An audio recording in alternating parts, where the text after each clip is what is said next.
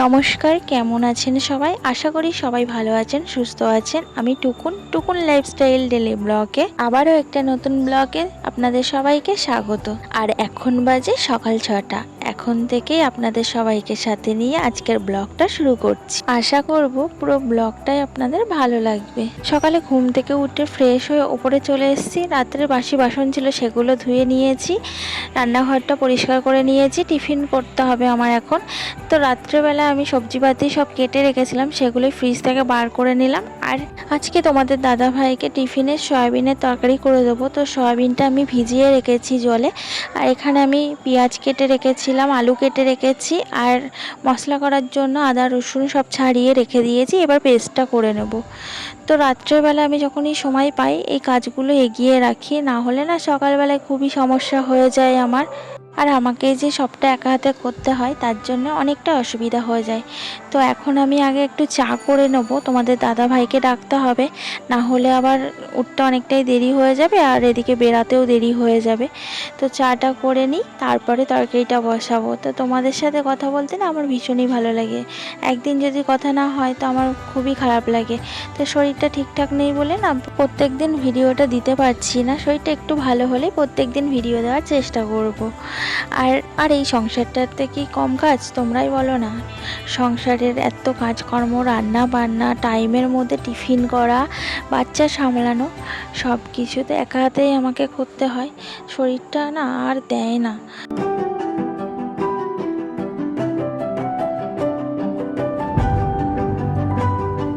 অগ্নিদেবতা মা অন্নপূর্ণাকে নমস্কার করে গ্যাসটা ধরিয়ে রান্নাটা বসিয়ে দিলাম। তো সব রকম মশলা দিয়ে আমি সয়াবিনটা কষিয়ে নিচ্ছি। আর সকালবেলা রুটি তরকারি করতে সত্যি অনেকটাই কিন্তু সময় লেগে যায়। প্রত্যেকদিন সকাল 6টায় রান্নাঘরে ঢুকি, 8:30টার মধ্যে টিফিন রেডি করতে হয় আমাকে।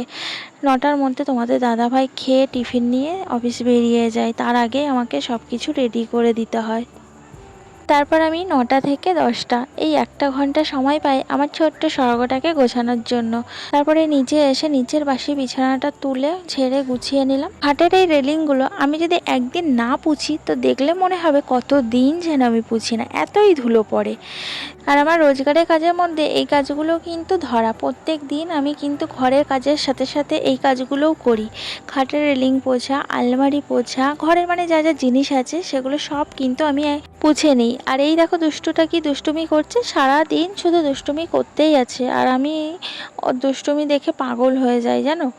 সারা দিন ঘরের ভিতরে খেলনা ছিটাবে আর আমি গুছিয়ে গুছিয়ে তুলবো। ঘরের বিছানার চাদরটাকে ঘোরাতে থাকবে, আবার আমি ঠিক করব। ঘর নোংরা করবে তো ঝাড় দেব। তো ওর জন্য যে আমার কতবার কাজগুলো করতে হয় তার ঠিক ঠিকানা নেই। তো এই 9টা থেকে 10টায় 1 ঘন্টা টাইম পাই আমি আমার ছোট্ট স্বর্গটাকে সাজানো গোছানোর জন্য। তারপরে দুষ্টুকে স্নান করাবো, খাওয়াবো, পড়তে বসাবো, আর আমি চলে যাব রান্নাঘরে রান্না করতে। তো এইভাবেই আমার দিনটা কেটে যায়। তো আমার ঘরটা ঝাড় দেওয়া হয়ে গেছে, আমি চলে এলাম অ্যাকোয়ারিয়ামটা পরিষ্কার করতে। অনেক দিন ধরেই দেখছি জলটা কালো হয়ে গেছে। পরিষ্কার করব করে আর হচ্ছিলই না, সময় বার করতে পারছিলাম না। তো আজকে ভাবলাম পরিষ্কার করতেই হবে, না হলে দেখো জলটার যা অবস্থা, মাছগুলো তো মরেই যাবে। তার জন্য আমি অ্যাকোয়ারিয়ামটা নিয়ে বসলাম। আর এখানে মাছগুলো আমি একটা পাত্রে তুলে নিয়েছি কিছু জল দিয়ে। তারপরে অ্যাকোয়ারিয়ামটা আমি ভালো করে ডলে পরিষ্কার করে নেবো। ওর ভিতরে না ছ্যাদলা পড়েছে। প্রায় 15 দিন মতো হয়ে গেল পরিষ্কার করা হয়নি, জলটা পাল্টানো হয়নি। তো এই যে দেখো আমি পুরো একদম চকচকে করে ডলে পরিষ্কার করে নিয়েছি। আর অ্যাকোয়ারিয়াম পরিষ্কার করতে অনেকটাই সময় লেগে যায়। তো সকালবেলায় আজকে সয়াবিন আলুর তরকারি করেছিলাম, দেখেছো তোমরা। তো তার জন্য দুপুরের অত রান্নার চাপ নেই। তো এইগুলো নিয়ে ওই জন্য বসে পড়েছি। তো দেখো ভালো করে আমি ডলে ডলে পরিষ্কার করে নিচ্ছি। জল থাকে তো তার জন্য ছ্যাদলাটা পড়ে। আর এই মাছগুলো না সত্যি বলছি আমার খুব পছন্দের মাছ। এর আগে না একটা বড় অ্যাকোয়ারিয়াম ছিল, তো সেই অ্যাকোয়ারিয়ামে অনেক মাছ ছিল। আর মাছগুলো না আমার বন্ধুত্ব হয়ে গেছিলো, আমার ডাকে সাড়া দিত। আমি যদি সামনে ঘুরতাম তো ওরাও মানে কাছে এসে ঠোকা মারতো। তো আমি বেবি হতে বাপের বাড়ি গেছিলাম, 7 মাসেই চলে গেছিলাম।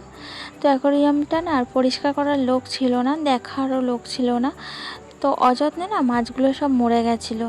তো তোমাদেরকে আমি বলে বোঝাতে পারবো না, আমার এতটা কষ্ট হয়েছিল, আমি হাও হাও করে কেঁদেছিলাম শুধু। তো আমাকে না কেউ বলেনি, বাড়ি এসেই আমি দেখি। তো ভীষণ কষ্ট হয়েছিল আর খুব কেঁদেছিলাম। কেন কষ্ট হবে না বলো তো, আমি তো নিজেই ওদেরকে দেখাশোনা করতাম, এই হাত দুটো দিয়েই নাড়াচাড়া করতাম। তো তারপরে আবার এই যে একটা এনেছি ছোট অ্যাকোয়ারিয়াম, তো এর মধ্যেও মাছগুলো রেখেছি, এদেরকেও আমি নিজের হাতেই যত্ন করি, আমার ভীষণ ভালো লাগে। আর পাখি বলো, বিড়াল, কুকুর, মাছ বলো, এদের পুষতে পুষতে না এরা পোষ মেনে যায়, আর এদের প্রতি আলাদা একটা টান জন্মে যায়। তো যখন এরা হয়তো চলে গেল বাড়ি থেকে কিংবা মরে গেল, তো ভীষণ মন খারাপ হয় আর খুব দুঃখ লাগে। তো এখানে সবজি আনাজপাতিগুলো কেটে হাতের কাছে গুছিয়ে নিলাম, না হলে রান্না করতে অসুবিধা হবে। আর আজকে বড়ি রান্না করব মায়ের হাতে। শীতকালের দিকে বাবার বাড়িতে গেছিলাম, তো সেই সময় বড়ি দিয়েছিলাম সবাই মিলে, কাকি, জেঠি, ঠাম্মা, বোন, মা। তো একসাথে সবাই মিলে বড়ি দেওয়ার মজাটাই কিন্তু আলাদা, ভীষণ ভালো লাগে। তো সেই বড়ি আজকে রান্না করছি। তো বড়িগুলো এখানে ভেজে নিয়েছি, আজকে উচ্ছে রান্না করবো বলেই ভাবলাম উচ্ছের মধ্যে একটু বড়ি দিয়ে রান্না করি, বেশ ভালো লাগে উচ্ছে। আর এখন এই গরমের সময় এই উচ্ছে, আলু, বড়ির পাতলা ঝোল, তারপরে শুক্তো, উচ্ছে ভাজা, তিতো খাওয়া খুবই ভালো এখন এই গরমে। আর যা বিচ্ছিরি গরম পড়ছে, মানে এই সময় তো নিজেদেরকে ভালো রাখার জন্য এসব একটু তিতো তিতো খাওয়া খুবই দরকার শরীর ভালো রাখার জন্য।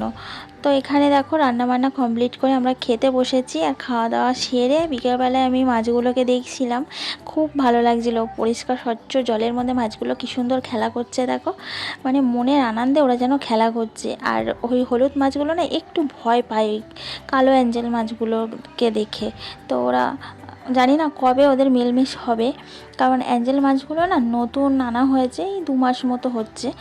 তারপরে বিকালবেলায় দেখো প্রসাদ নিয়ে বসেছি, পাশের বাড়ি পুজো হয়েছে, তো প্রসাদ দিয়ে গেল নারায়ণ পুজোর। তো চিন্নি প্রসাদ সব নিয়ে বসেছি, আর এই যে সবাই মিলে খাচ্ছি। তারপর সন্ধ্যাবেলায় সন্ধ্যা দিয়ে চলে এলাম চা করতে। তো এখানে আমি একটু চা করছি দুধ দিয়ে, তো দুষ্টুটাও বায়না ধরেছে যে আমিও দুধ চা খাবো। ঠিক আছে তাহলে চল, তোকে দুধ চা করে দিচ্ছি। আমার সাথে যখন তোর খেতে ইচ্ছা হয়েছে, তোকেও একটু দুধ চা করে দিলাম, আর আমিও একটু দুধ চা করে নিয়ে সন্ধ্যাবেলায় বসে বললাম। দুধ চা আমাদের খুবই কম খাওয়া হয়, কেউই দুধ চা খেতে চায় না বাড়ির, সবার গ্যাসের সমস্যা বলে। তো আমার একটু দুধ চা খেতে ভালো লাগে বলে আমি মাঝে সাঝে যখন আমার জন্য চা করি, তখন আমি দুধ চা করে খাই। আর যখন সবার জন্য করি, তো একসাথেই লিকার চা করে নিই, লিকার চাই খাই।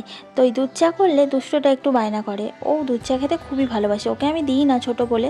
তো চলো বন্ধুরা, আজকের ভিডিওটা আমি এখানেই শেষ করছি। তোমাদের কেমন লাগলো তোমরা কিন্তু কমেন্টস করে জানিও, ভালো লাগলেও জানাবে, খারাপ লাগলেও জানাবে।